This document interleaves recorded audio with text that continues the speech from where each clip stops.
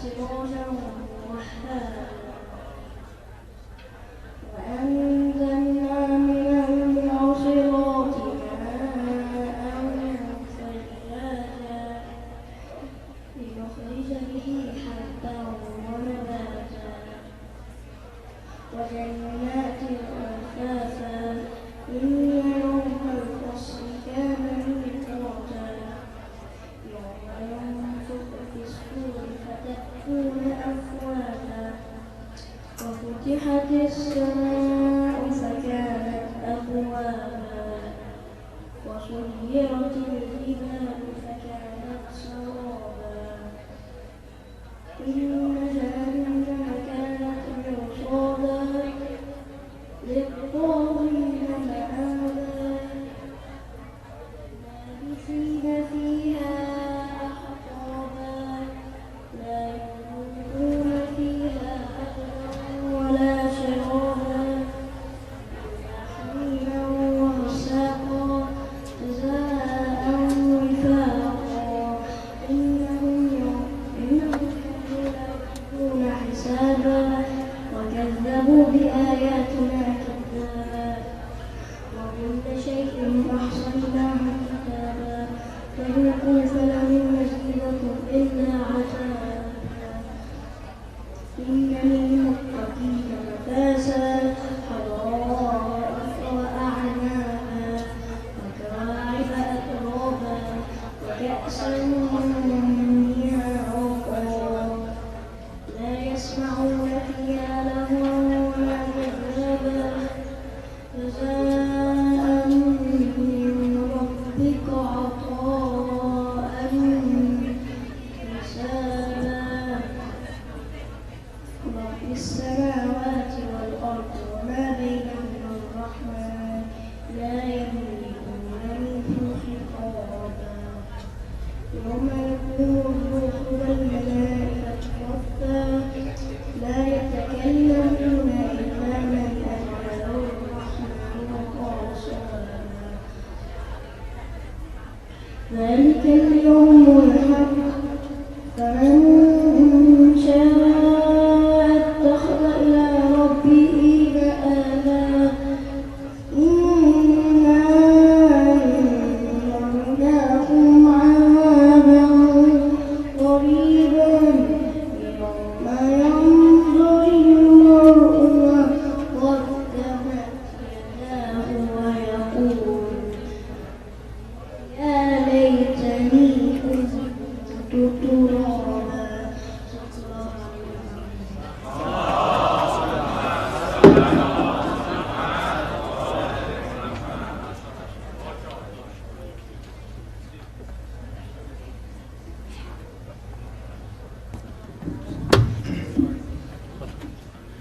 Thank you, dear Jawad. May Allah bless you. Please recite Allah salawat for his health and his family's health, please.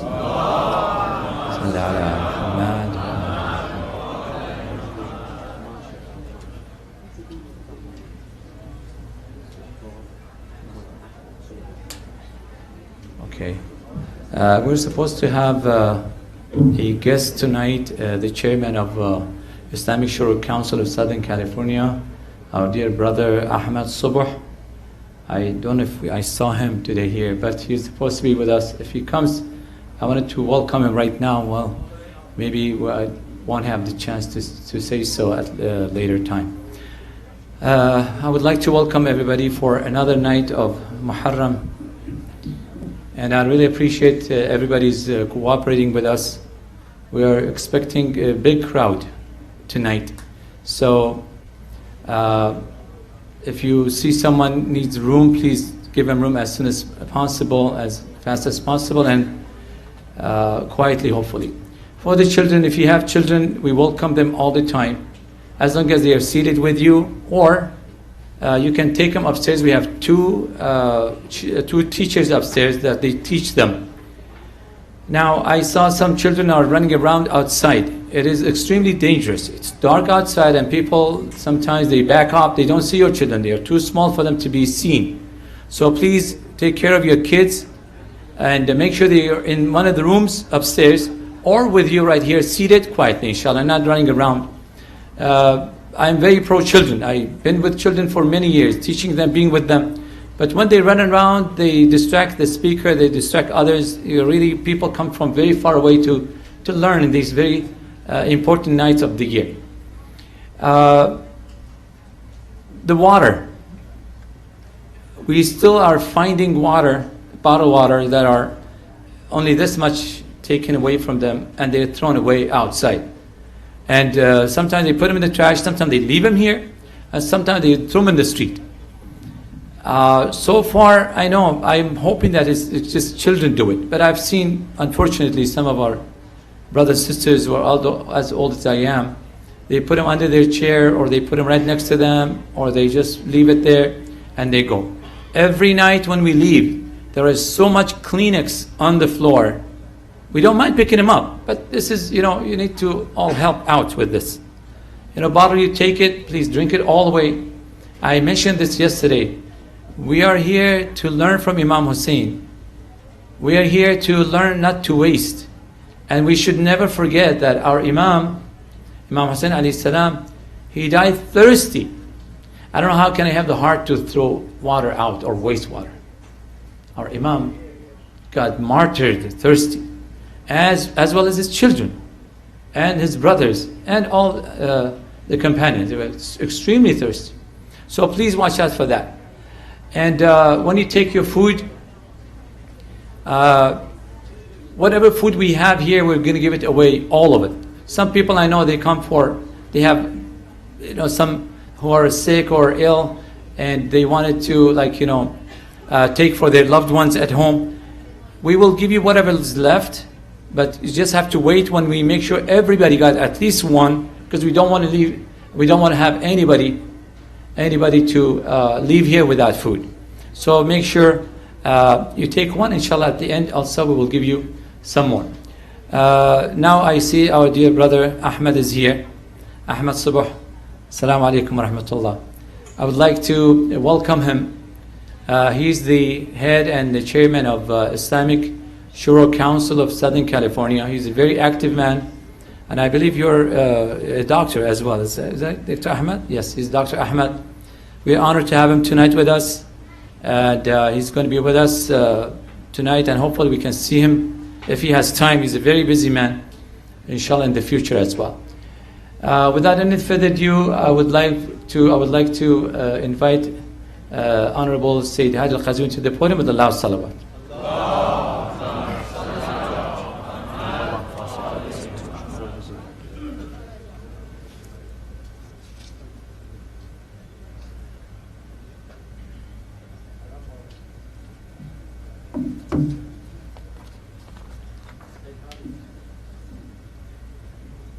Assalamu alaikum wa rahmatullahi wa barakatuh. Brothers and sisters, if you can please, especially the brothers, if you can please try your best to move forward. We're expecting many more people to join us tonight. So please try to move forward and fill up the spaces in the front. Let's rise. Rahimallah man dhakara al-qa'ima min ali Muhammad. Please try to come up as much as possible, please. Thank you. May Allah bless you, inshallah.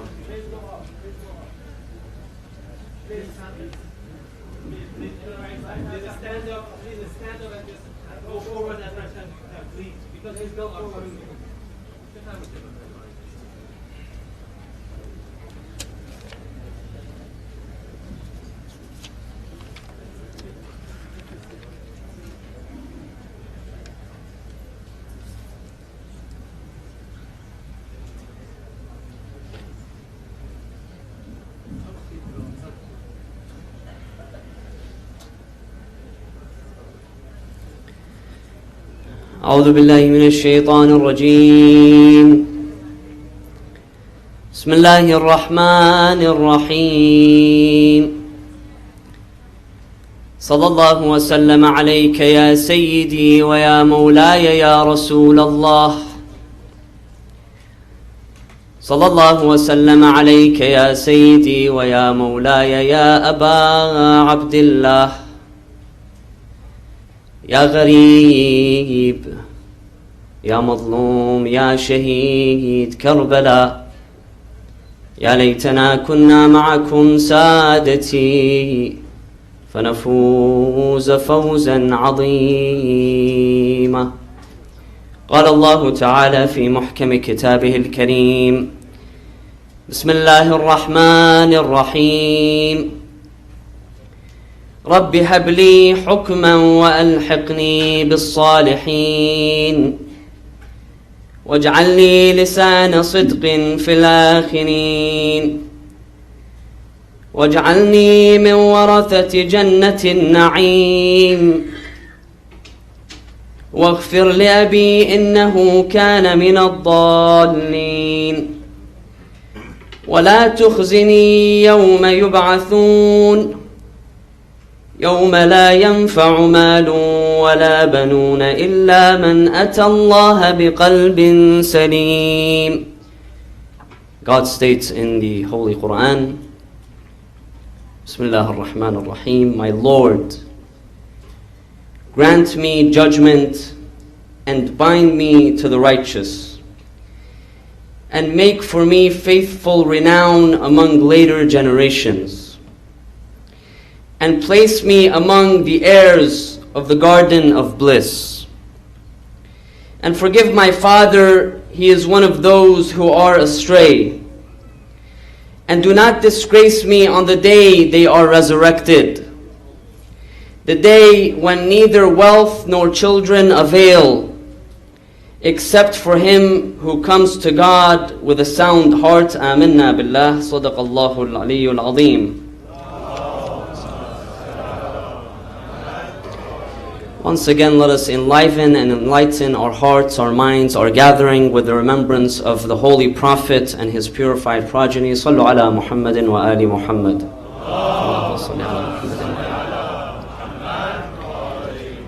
The verses that I just recited to you from the Quran, from Surah Al-Shu'ara, are a prayer made by Prophet Abraham alayhi salam. And in this prayer, he prays for both worldly success and success in the hereafter. And in particular, he presents to us the key to success in the hereafter. And that is that one stands before God with a pure heart. One stands before God with a sound heart. On a day, the Quran says, يَوْمَ لَا يَنْفَعُ مَالٌ وَلَا بَنُونَ.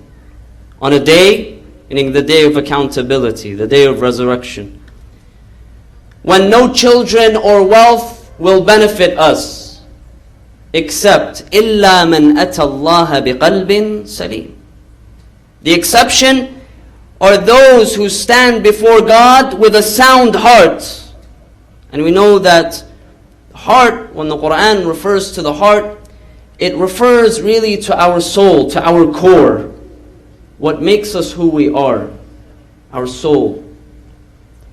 That is the key to success in the hereafter.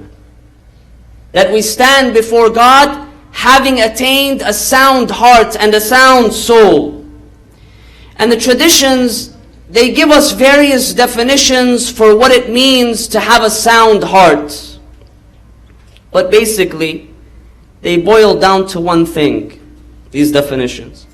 And that is that we develop a heart or a soul that is stripped away from all harmful substances. Anything that is harmful to our soul, stripped away. And thus, the sound heart, al-qalbu salim, is one that is healthy,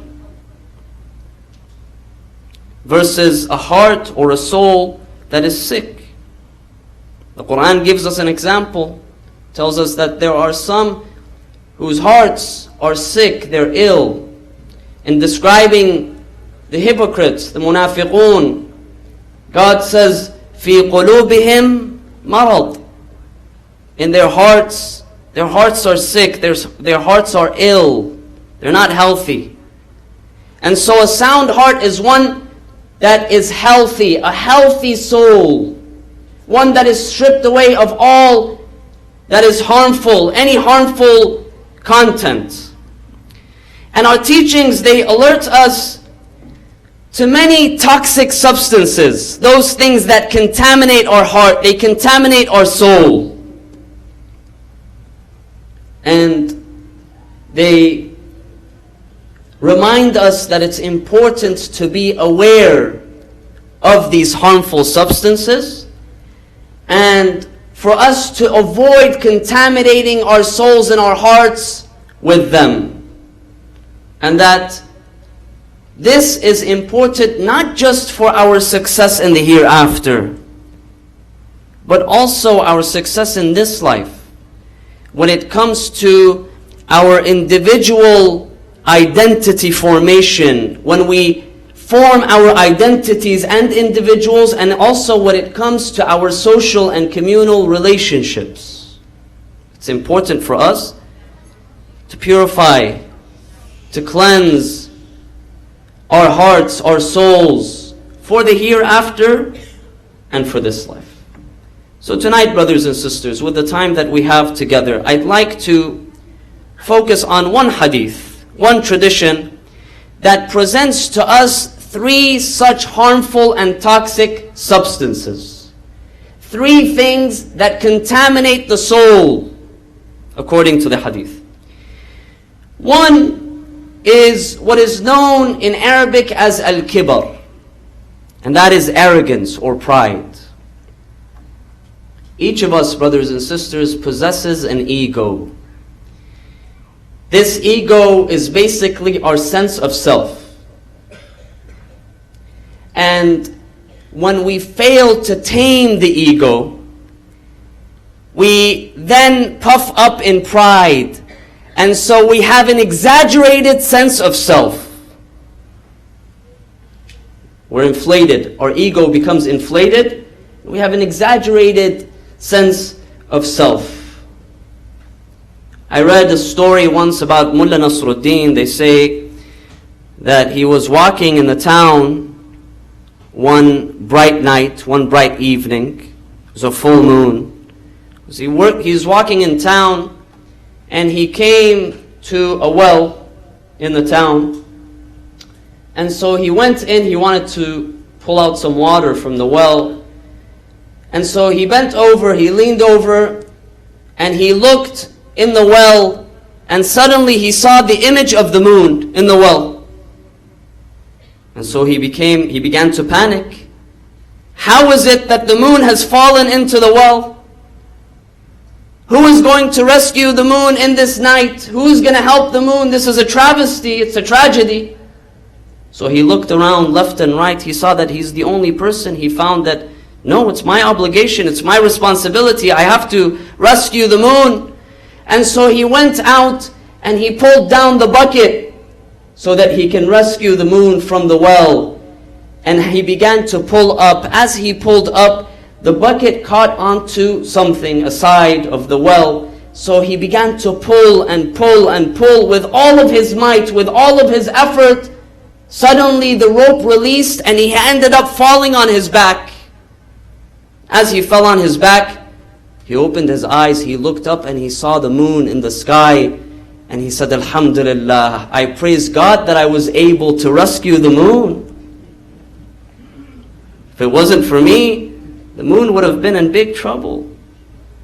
We have this exaggerated sense of self and sense of self-worth. And the Quran, it gives us a description of the danger of having such an exaggerated sense of self, of arrogance and of pride. Allah tells us in Surah Al-Alaq, كَلَّا إِنَّ الْإِنسَانَ لَيَطْغَى أَن رَآهُ اسْتَغْنَى. Indeed, the human being can become rebellious. He or she has the potential to become rebellious if he or she begins to exhibit arrogance and pride, considers him or herself self-sufficient. They're too great. They're too big to fail. So what ends up happening? They become rebellious. when we come to tyrants and dictators, they all have one thing in common, at least. And that is an exaggerated sense of self. It's all about me.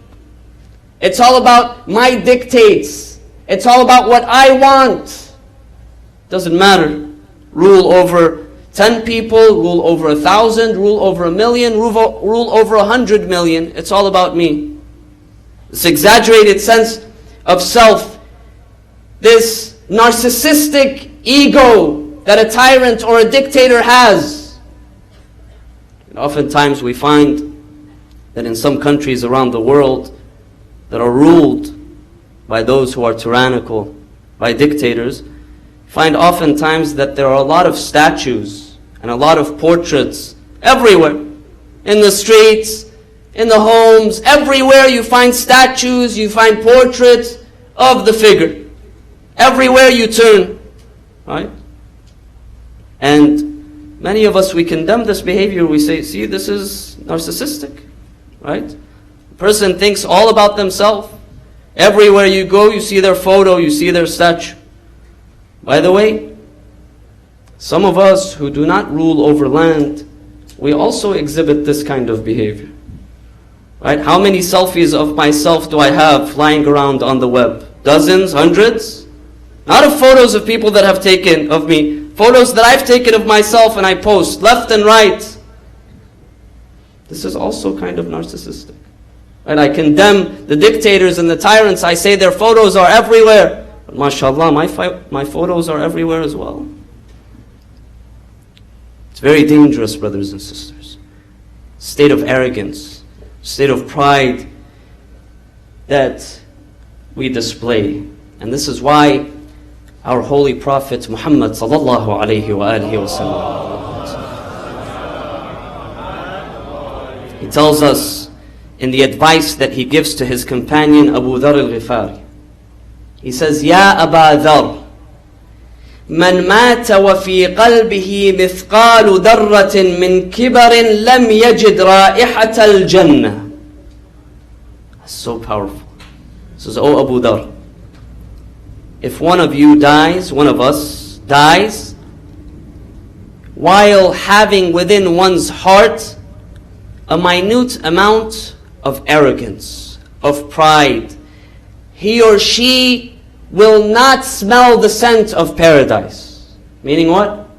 Meaning that they'll be banned. You will be banned from entering into the paradise. And then of course he says, إِلَّا أَن يَتُوبَ قَبْلَ ذَلِكَ. Unless one seeks forgiveness, unless one repents. But if one dies having arrogance in their hearts, then they are banished from the heaven. And this is not something that should be shocking or stunning to us, brothers and sisters. Doesn't the Quran itself tell us? The Quran gives us the story of Iblis. When God created Adam alayhi salam, and he commanded the inhabitants of the heavens to prostrate, and they all did, according to the Quran, except Iblis. Iblis decided that he would not obey God's command. So what happened? God banished him from the heavens, from the paradise. قَالَ فَاهْبِطْ مِنْهَا فَمَا يَكُونُ لَكَ أَن تَتَكَبَّرَ فِيهَا. O Iblis, this is not a place for those who are arrogant. If you have arrogance, and this is what Iblis did. Iblis, his reasoning for not prostrating, for not obeying God's command, is he said, أَنَا خَيْرٌ مِّنْهُ, I'm better than him. You're asking me to prostrate before, he misunderstood. But he's thinking that you're asking me to prostrate before an individual who I am superior to. You created me from fire. You created him from dust, from clay. How can I prostrate before him? I am better than him. I am greater than him. So God says, that's it, you have to leave. Because this place, the paradise, is not a place for those who have pride and arrogance in their hearts. And so he was banished. And it's especially dangerous, brothers and sisters, when we allow this arrogance or this pride, when we use arrogance or pride in sort of this holier than thou way. We see someone doing something wrong, right? Someone sinning, for instance, not doing something proper according to our Islamic values. And suddenly this triggers me, my responsibility to do what? To teach that person, to alert them that they are wrong, that they are mistaken. There is a special etiquette in doing so, brothers and sisters. A few nights ago we spoke about al-amr bil-ma'ruf wal-nahi anil munkar, enjoining right and forbidding wrong, and the etiquette and the conditions, according to our teachings, that come with this obligation. But sometimes we have this exaggerated sense of self, this arrogance, that I begin to talk down to people. I begin to condemn people in a manner that is counterproductive, in a manner that pushes them away, maybe stemming from a certain sense of arrogance and pride in my heart. And this could be a big problem for us, brothers and sisters. It's a big problem. Our teachings, they encourage us to avoid arrogance, not to allow arrogance to be planted in our hearts, in our souls, and to grow and grow and grow. That we detox our souls, we detox our hearts through displaying humility, or what the tradition refers to as at-tawadu', to being humble, to expressing humility.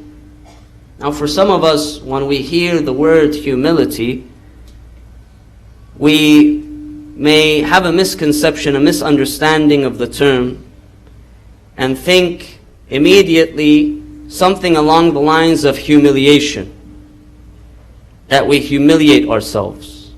But those are two different things, brothers and sisters.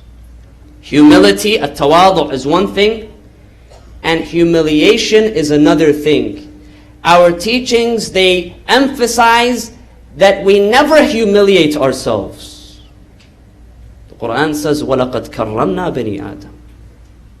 God has blessed and has honored Bani Adam.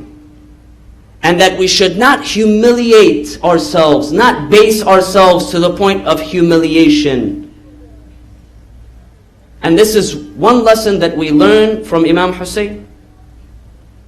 Imam Hussein, the tradition tells us that his response when he was forced to give bay'ah, to recognize the legitimacy of Yazid ibn Muawiyah, what did he say?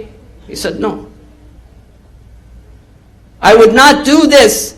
لا أعطيكم يدي إعطاء الذليل. That I will not submit, I will not pay allegiance in humiliation. How? Someone like Yazid, with the characteristics that are filled, the books of history are there, books of tradition are there, the biographies are there. They tell us about the kind of character that Yazid was, and what his priorities were. Imam Hussein says no, because this is an act of humiliation. To submit to injustice, to submit to oppression, to submit to indecency, immorality is an act of humiliation. And there is no humiliation. This is why the slogan is recited, Hayhat minna dhillah. Hayhat minna dhillah. We cannot submit to humiliation. So humiliation is one thing, but humility is another thing. To express humility is, in essence, it's not to think less of ourselves, but it's to think of ourselves less. There's a fine line, brothers and sisters. Not to think less of ourselves, but to think of ourselves less. so that the focus is not always me. Focus is not always my ego, not about my preferences. I'm not the only one in this world. Just imagine, brothers and sisters, this world is made up of 7 billion people. I'm a tiny speck. If we go further out, this is just now. Look at the time that came before us, and maybe the time that comes from after us. Look at where we are in relation to the rest of our galaxy, to the rest of the universe. A tiny speck, tiny speck. Arrogance for what?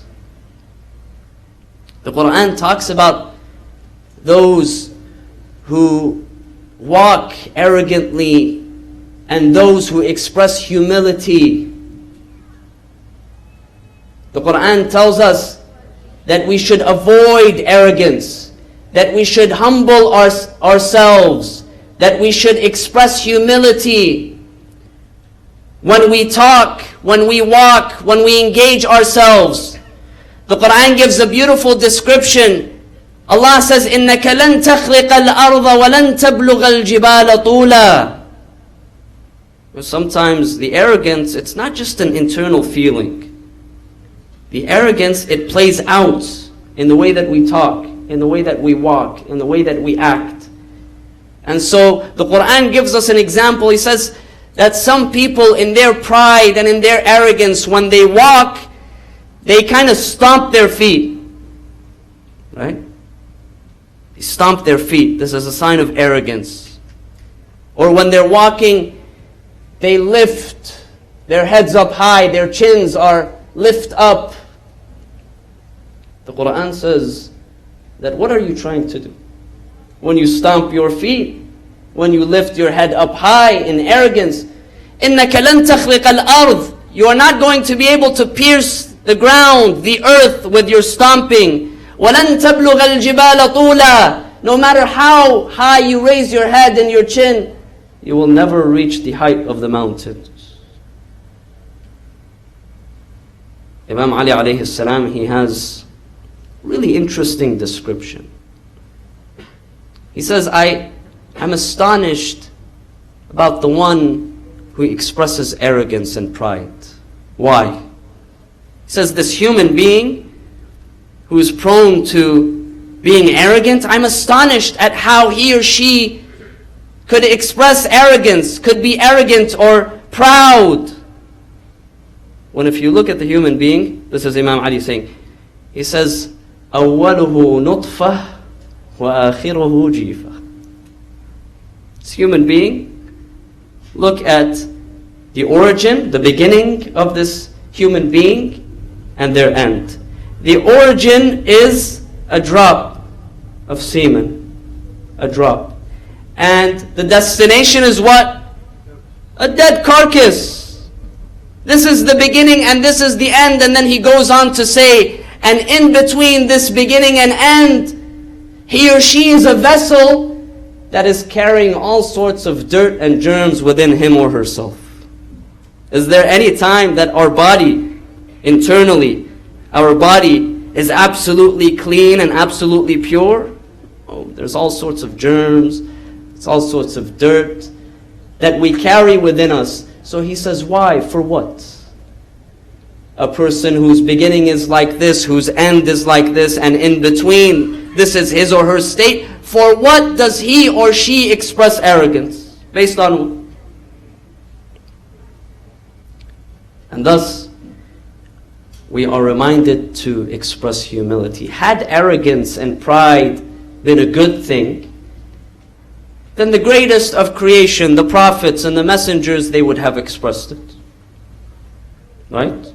Had it been a good characteristic, a good attribute, then we would have seen our prophets and messengers express arrogance, but they did not. On the contrary, they expressed humility. We are told in the tradition that in a report it tells us that the reason why Prophet Moses, peace be upon him, why he was chosen as Kalimullah. We all know that one of the unique traits of Musa is the title that is given to him, Kalimullah. Kalimullah means that God would speak to him directly, not through the angel. Right? Rest of the prophets, God would speak to them through the angel Jibreel. Musa, God would speak to directly. The reason why this tradition states that Musa, God gave him this unique quality is because God looked at the creation, at all of the creation, and He did not find anyone who expressed humility like Musa at the time. That Musa would spend long periods of time placing his forehead and his cheek on the dust in humility and submission to God. As an act of submission to God. Humility. This is why in our sujood we pray, we place our forehead on the dust. Why? Because this is an act of obedience, submission to God. Where we place the most important part of our body, the most honorable part of our body, onto the dust, onto the earth, onto the floor, in humility to Allah subhanahu wa ta'ala. So this is number one, brothers and sisters. The first toxic substance that we have to detox our heart and soul with or from is that of arrogance and pride. Number two is that of greed or avarice. There's an old Chinese story that tells us that there was a young farmer. He wasn't doing so well financially. He was a poor farmer, young man. That he lived in an area, and that the king of that area had decided to be generous. And so he decided that he would hand out to the residents of the area, that he would hand out land, free land. But there was only one condition. The condition was that everyone who wanted the free land, that on a specific day, from sunrise to sunset, that they would walk and they would mark the land that they wanted. And that they would have to come back by the day's end and show the emperor, the king, the land that they marked, the amount of the land that they had marked, and they would be given. And so everyone got excited. Free land. And so this young man who was very passionate, he made sure to get up very early in the morning. As soon as the sun rose, he embarked, he began to walk. He walked and he walked and he walked. He continued to walk for hours, marking his path as he went along. He continued to walk. The sun kept rising. And this man continued to walk until he noticed that the sun was in the middle of the sky. It was noon. So he stopped for a moment. And he thought to himself, he said, I've been walking for hours. And I've marked such a long and large piece of land. Should I turn back? Or should I keep going? He looked up, he said, you know what? It's only noon. I still have many more hours. And so he said, let me keep going. He kept walking and walking. Suddenly he realized that the sun came close to setting. And part of the condition was that he had to make it back before sunset. So he realized, and then he quickly turned around and he began to walk back. And as he was walking back, he noticed that the sun was setting faster and faster. So he began to jog and he began to run. Running and running and running until he was able to run no more. He collapsed. He fell. He got up and he continued trying to exert all of his effort and his time, but he was not able to make it. He didn't make it before the sunset. And so he lost out. The nature of our commanding ego is that it pursues unending desires. Desires in an unending way. That It seeks self-gratification at all costs and at all times. And this is why we find that in the hadith of Imam Ja'far al-Sadiq alayhi salam, he says in the hadith that if the son of Adam, meaning man or woman, were to be given a valley of gold to possess. Imagine each of us is given a valley of gold to possess for your own self. The Imam says that if we were all given a valley of gold, we would still ask for another and expect another valley. A second valley, and a third valley, and a fourth valley. Just look at our lives, right? We're always looking for more. We make money, we want to raise. We want more money. We buy a house, after a while, we want a bigger house. We want a fancier house. We want a better house. I buy a car, after a couple of years, suddenly I notice on the highway, my car, the same model, the same make and model, but it's a newer version. Looks much nicer. And suddenly, the car that I'm driving, which is still new, doesn't look so great anymore. I want to go and I want to trade it in. I want the newer model. I have 10 pairs of shoes, I want the 11th and the 12th and the 13th. I'm always looking for more. I'm always looking for fancier. Because it's never ending. We're never satisfied with material gains, with our possessions. Our desires are never fulfilled. This is the nature of the commanding ego. It's always looking for more. And this is why the antidote to this, according to the teachings, is developing what is known as al-qana'ah, which is contentment. Imam Ali alayhi salam, he says, the best wealth that one may have is al-qana'ah, is contentment. La kanza aghla min al-qana'ah. No treasure is more valuable. Why? The reason why we pursue our desires, our material desires, is so that we are satisfied. Is not that the case? That's the objective. We eat, we drink, we buy, we accumulate so that we are satisfied. We assume that we will be satisfied.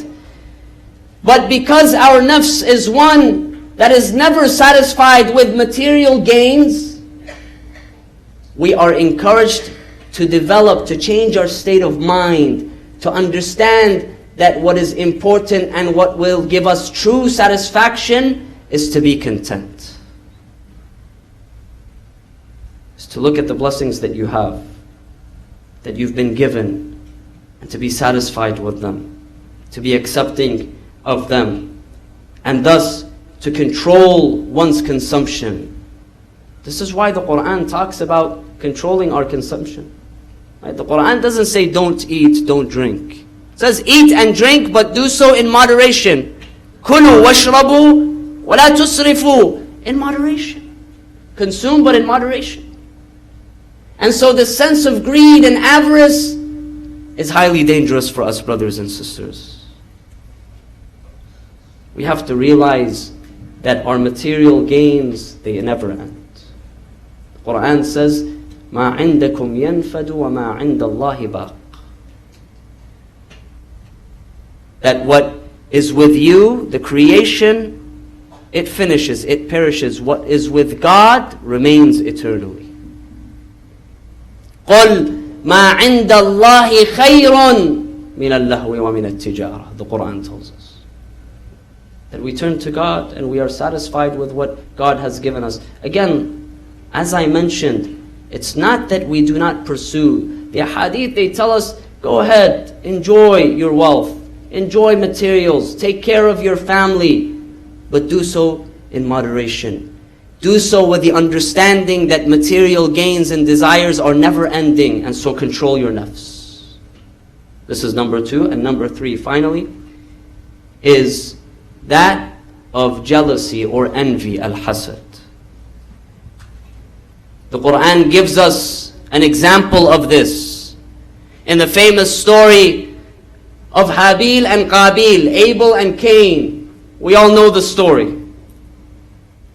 What is the reason why Cain decided to kill his own brother Abel? Qabil decided to kill Habil, and he did. Why?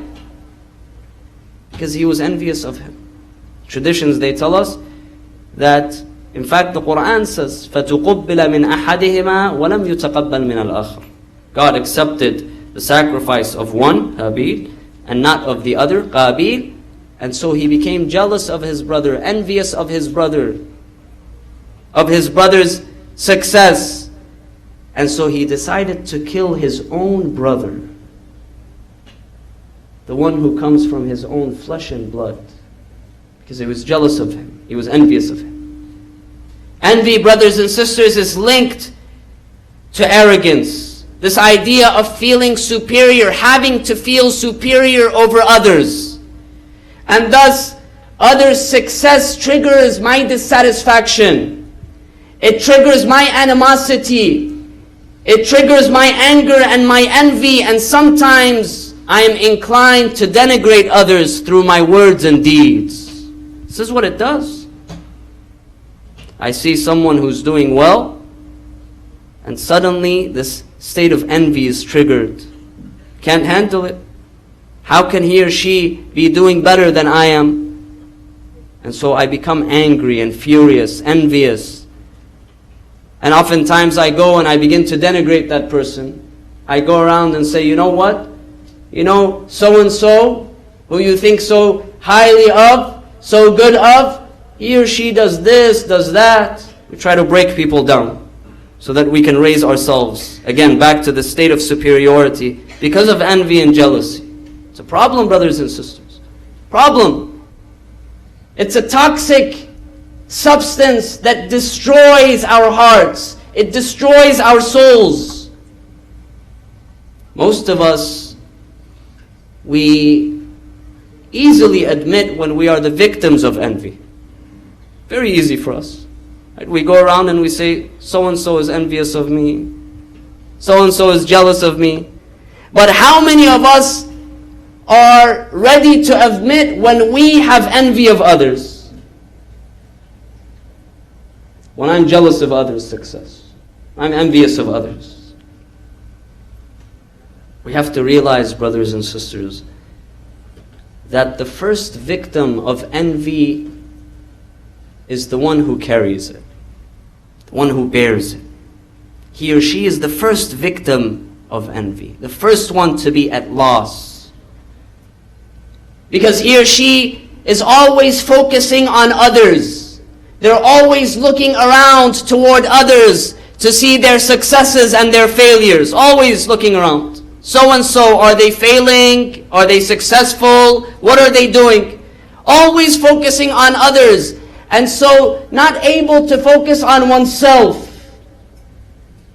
And thus, even when one, the envious person, even when one is successful, they're not able to enjoy their own successes. Because they're not focusing on themselves. Their eyes and their mind is turned always to others around them. They're always burdened with animosity towards others, with hatred towards others. And thus, we find that our teachings, they encourage us to avoid allowing these harmful substances to contaminate ourselves, to contaminate our soul and our heart. And that we should work and continue to work. This is a daily struggle for us, brothers and sisters. It's not something that we just arrive at and khalas, we put behind. To cleanse our soul, to make our souls and hearts healthy and sound is a continuous process. It's a lifelong process. It's a daily struggle. But we are encouraged to work on ourselves as early as possible. This is why I turn especially to my younger brothers and sisters. Alhamdulillah, we have many who are present with us during these nights. That it is especially important for us from an early age that we work on developing our nafs, that we work on avoiding these contaminants, these toxic substances, that we work on avoiding arrogance and pride. We don't allow it to enter our hearts, that we don't compare ourselves to others to try to seek validation with others, but instead our validation comes from our Lord and Creator. That we work on strengthening our relationship with God, first and foremost. That we don't allow envy, jealousy, hasad to enter in our hearts. Sometimes we find that it's just the nature of the world that we live in, right? We're on social media, everyone's on social media, as an example. And we know that everyone on social media, they portray what? Their best side. They portray their best side. And so sometimes we go around and we compare ourselves to others. Oh, mashallah, look at he or she, they're traveling the world. And we kind of feel a little jealous.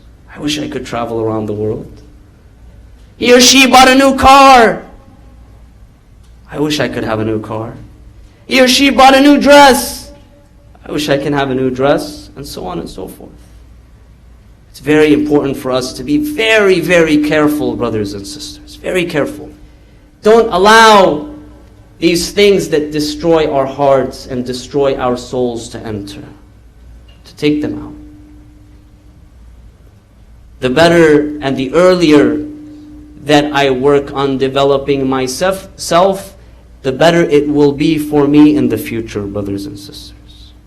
Better. And this is why we find that the youth of Karbala, those who were with Imam Hussein, there were many who were young men and women. They were not all old. Some of them were young. Last night, we spoke a little bit of Al-Qasim, the son of Al-Imam Al-Hassan. He was with Imam Hussein, his uncle. There are others who were youth. They were young. We spoke about and we see their self-discipline. They were disciplined. They had worked on developing their nafs, their souls, their hearts were purified. They were cleansed. And this is why for them the most important thing was the pleasure of God. Was whether they were on the right path or not. This was the most important thing for them. But this doesn't come freely. This doesn't come easily. This comes after we work on our nafs, on the development of our nafs. When we look at Ali al-Akbar, another example. Ali al-Akbar is one of the sons of Imam Hussein. The reports, the historians, they differ in his age. But they paint for us a picture that tells us that he was perhaps in his early 20s, a young man. His name was Ali, different than Ali Zainul Abidin. Imam Hussein had several sons, and he had named several of them Ali. This was Ali al-Akbar. This was his epithet, his title. That he was a young man. And we are told that on the way to Karbala,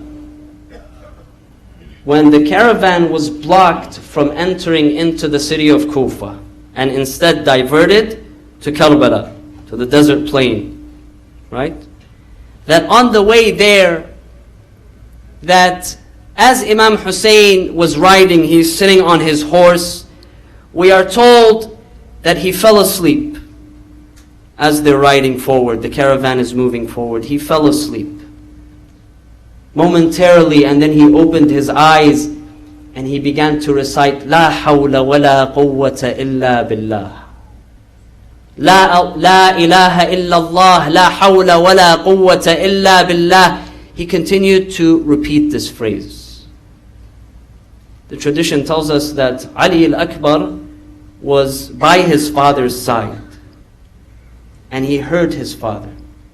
And so he turned to his father and he told him, "My dear father, what is it that's going on? I hear you repeating these phrases." And so the Imam, he explained to him, he told him, "My son, I fell asleep for a few moments and I saw a dream as I fell asleep in which our caravan was proceeding, and a horseman came to us, proceeded towards us, and informed me that this caravan is proceeding towards death. The end is death for this caravan." And so I began to recite, "La ilaha illallah, la hawla wa la quwwata illa billah."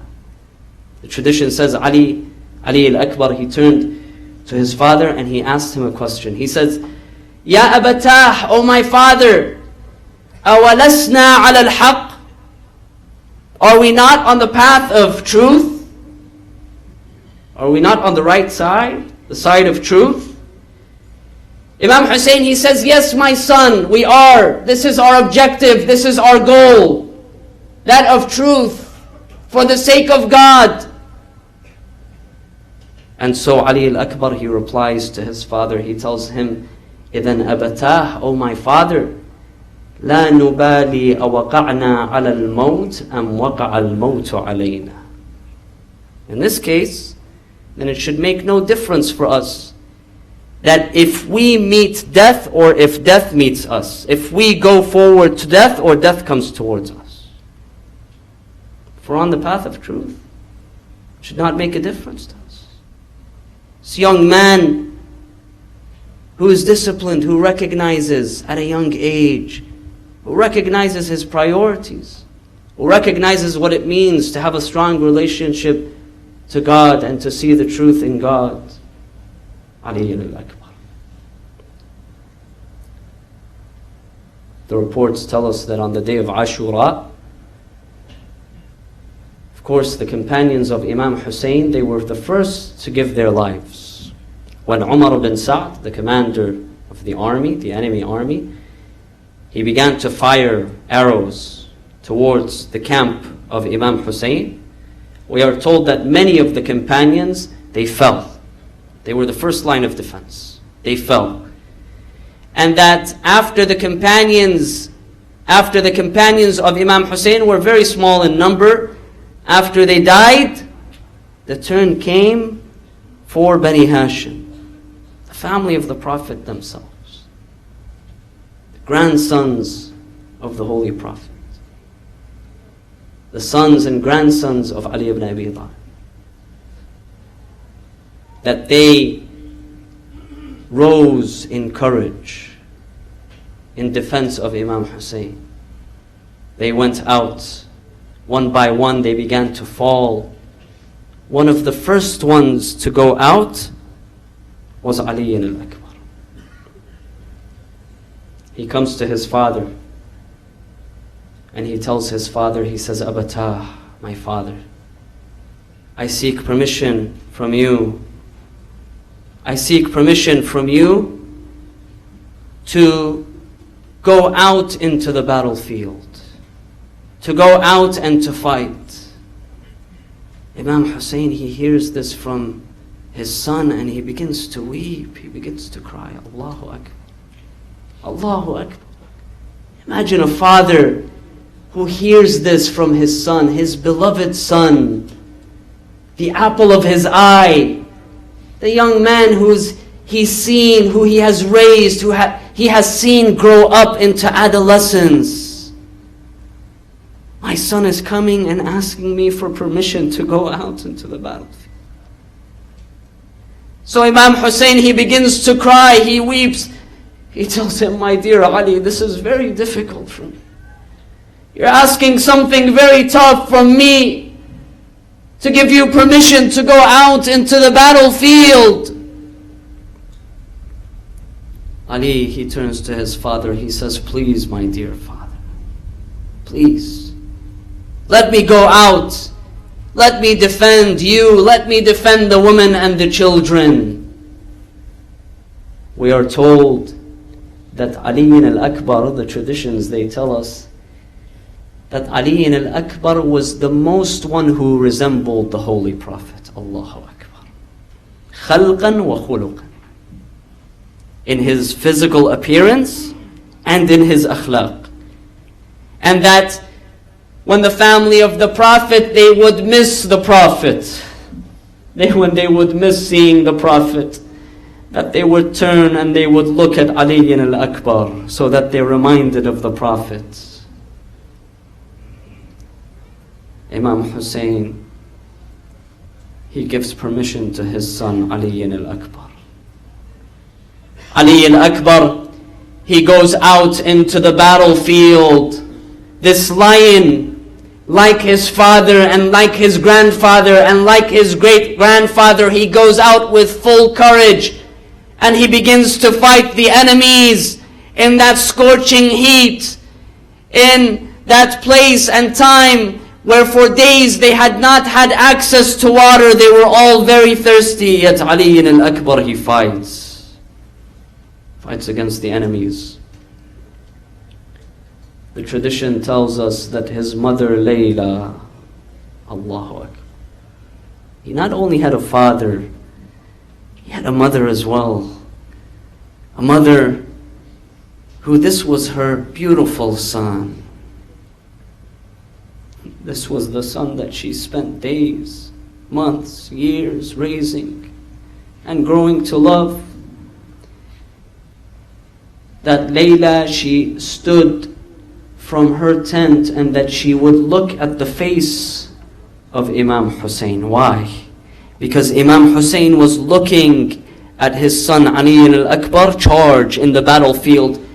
And so Layla was looking at the face of Imam Hussein to see what is his reaction. She would see him at times, his face would glow up in happiness and pride. She would know that her son is safe and that her son is fighting the enemies. Sometimes she would see that suddenly the face of Abi Abdullah would change. She comes rushing to him. She tells him, "Oh Aba Abdullah, please, this is my son Ali al-Akbar. Please bring him back to me. I want him to be safe and protected." Imam Hussein, he tells her, "Oh Layla, go into your tent and pray to Allah, for the prayer of a mother for her son is definitely guaranteed by God." Dua al-Umm mustajab bihaqqi waladiha. Layla, she goes back into the tent. She turns in prayer, she weeps and cries. She turns in prayer, she raises her hands to the sky. She says, "Ya Rad Yusuf ala Yaqub, urdud li waladi Ali."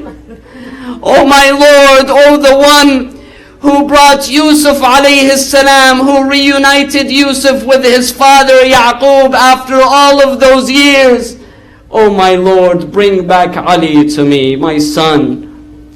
We are told that at this, Ali al-Akbar, he comes back to the campsite. He comes back to his father and mother. He turns to his father, he says, "Abata, my father, is there not something for me to drink? Is there no water? I am dying of thirst." Allahu Akbar. I am thirsty. Imam Hussein, he weeps, he tells him, "My dear Ali, I am also thirsty. I am also thirsty as we are all thirsty. Go out and fight, my son, and you are guaranteed that the first one who will quench your thirst is your grandfather Rasulullah. He will quench your thirst." Ali al-Akbar, he turns around, he goes back onto the battlefield, and he is fighting with greater zeal, he is fighting with greater courage, until suddenly he is surrounded by the enemies.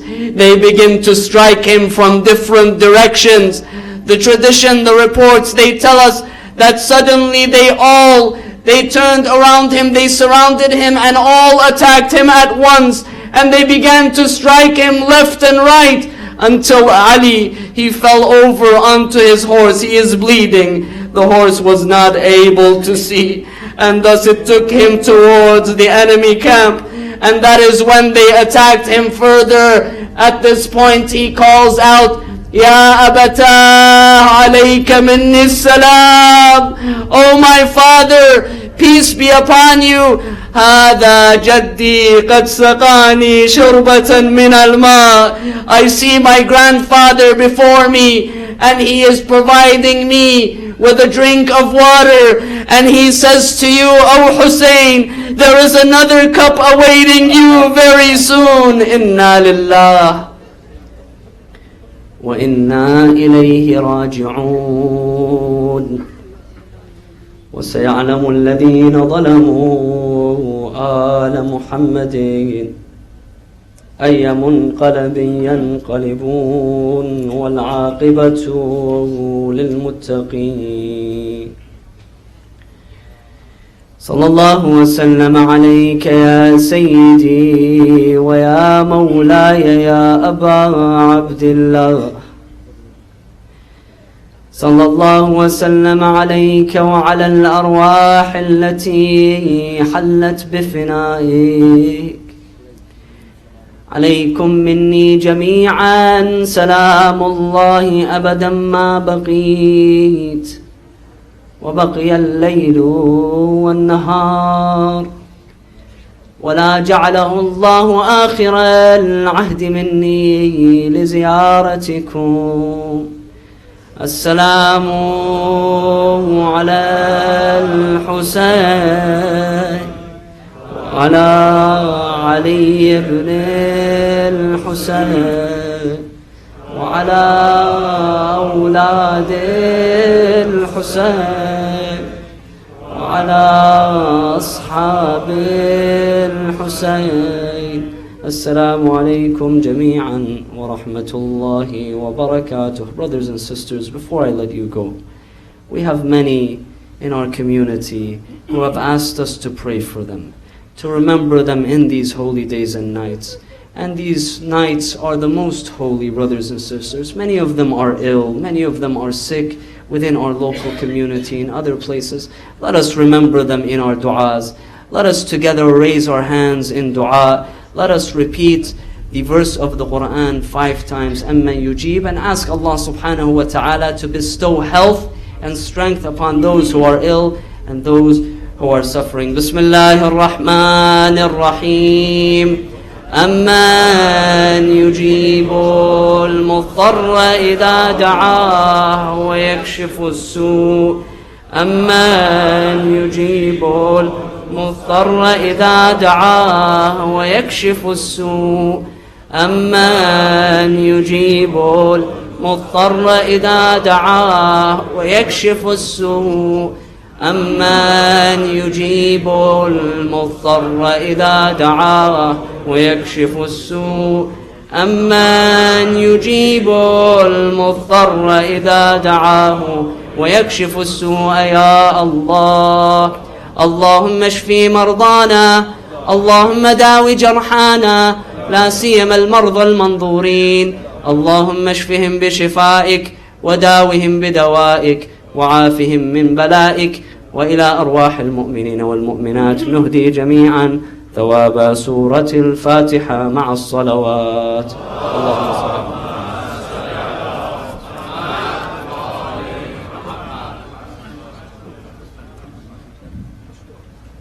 We are going to continue with the Latmiya. Please sit on your spot.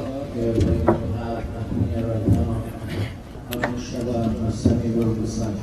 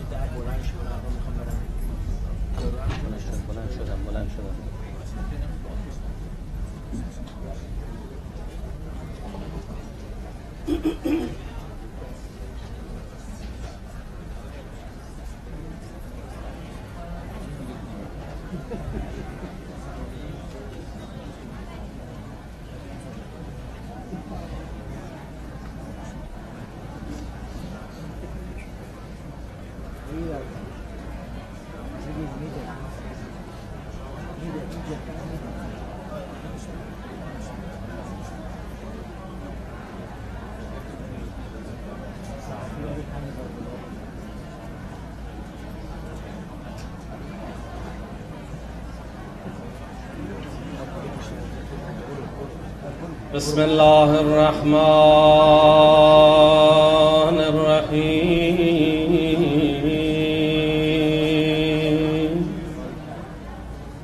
يا رحمن يا رحيم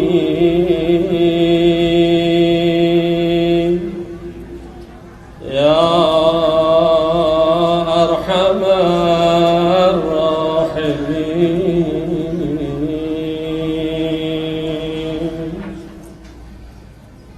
صلى الله عليك يا سيدي ومولاي يا رسول الله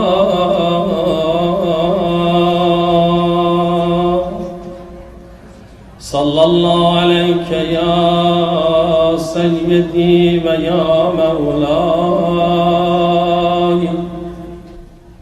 يا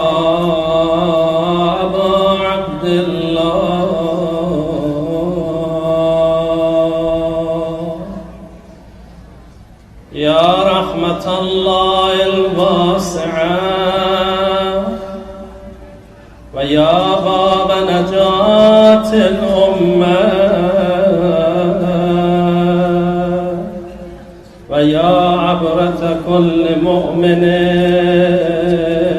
ومؤمنة يا ليتنا كنا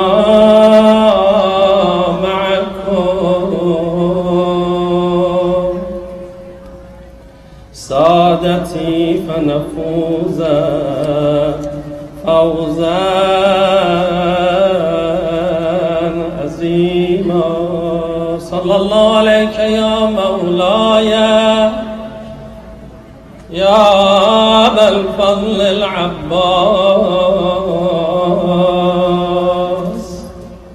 ابن أمير المؤمنين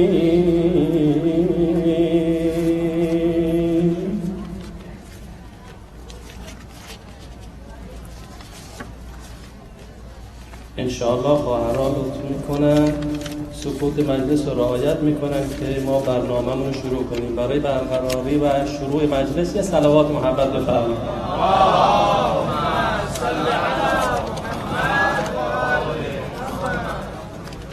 این صلوات شب تاسوعا نبود. صلوا علی محمد و آل محمد.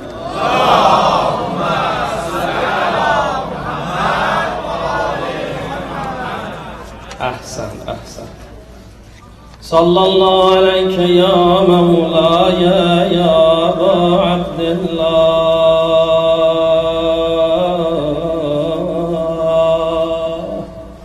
وعلى الأرواح التي هلت بفنائك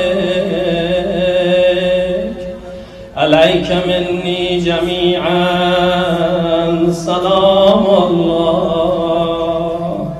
أبدا ما بقيت وبقي الليل والنهار ولا جعله الله آخر العهد مني لزيارتكم. بریم بین الحرمين. السلام على جانا وعلى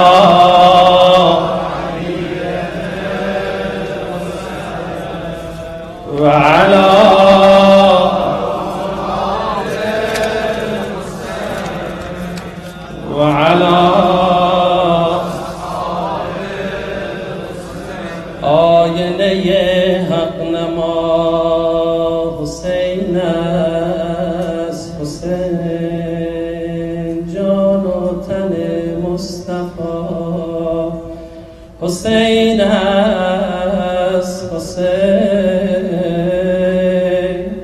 مصباح هدایت بشر تا محشر، بی شبه حسین است، حسین.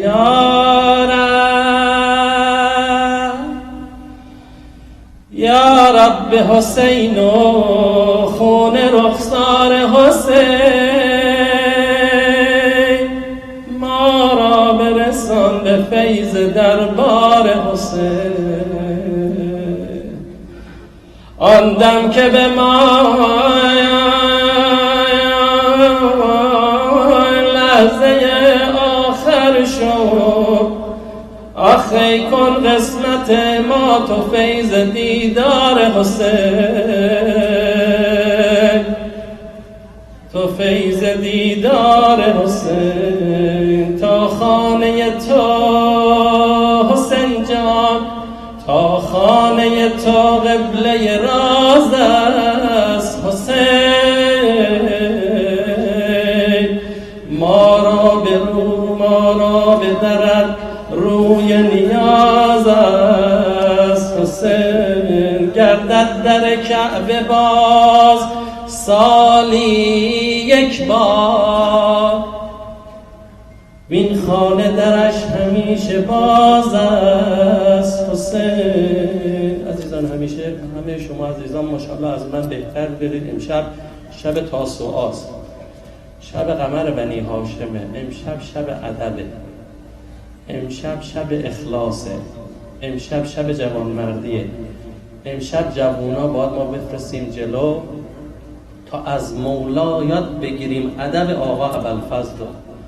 همیشه به برادر میگفت سیدی و مولا، سیدی و مولا. فقط یه جا گفت برادر، اجازه از حضرت زهرا گرفت که گفت برادر، سیدی و مولا. بیاید امشب خالصانه متوسل به آقا بشیم. به خودش قسم، با این که دستاش از بدن قطعه ولی عجیب باب الحوائجه. به خود ابوالفضل گرهی نیست که باز نکنه. تنها گرهی که ابوالفضل باز نکرد آب نیاوردن در کربلا بوده، ولی هنوز تا هنوز همه کار است. بیاید امشب خالصانه به آقا متوسل بشیم. آقا ابوالفضلی که صفات آسمانیشون، صفات الهیشون از بقیه انسانها خیلی خیلی متفاوت تره. السلام علیک یا ابوالفضل العباس. رسول الله جواب میده، آقا امام زمان جواب میده. السلام علیک یا ابوالفضل العباس. السلام علیک یا قمر بنی هاشم. السلام علیک یا قمر بنی هاشم. السلام علیک یا ابن امیر المؤمنین. خدایا شرح غم خواندن چه سخت است، ز داغ لاله پژمردن چه سخت است. این شعر خود آقا فرموده. نمیدانی که با دست بریده، نمیدانی که با دست بریده،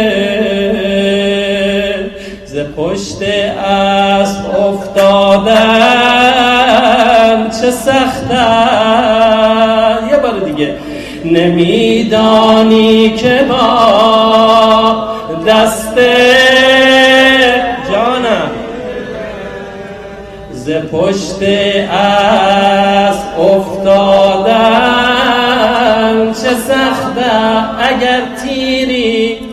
اگر تیری درون چشم باشد، اگر تیری درون چشم باشد نمیدانی زمین خوردن چه سخت است، نمیدانی که با چشمان خونی، نمیدانی که با چشمان خونی جمال فاطمه دیدن چه سخت است، نمیدانی که با چشمان خونی جمال فاطمه دیدن چه سخت است. یه خط دیگه، کنار القمه، کنار القمه با مشک خالی، آخی ببین شرمندگر دیدن چه سخت است، کنار القمه با مشک خالی، ببین شرمندگر دیدن چه سخت است. حسین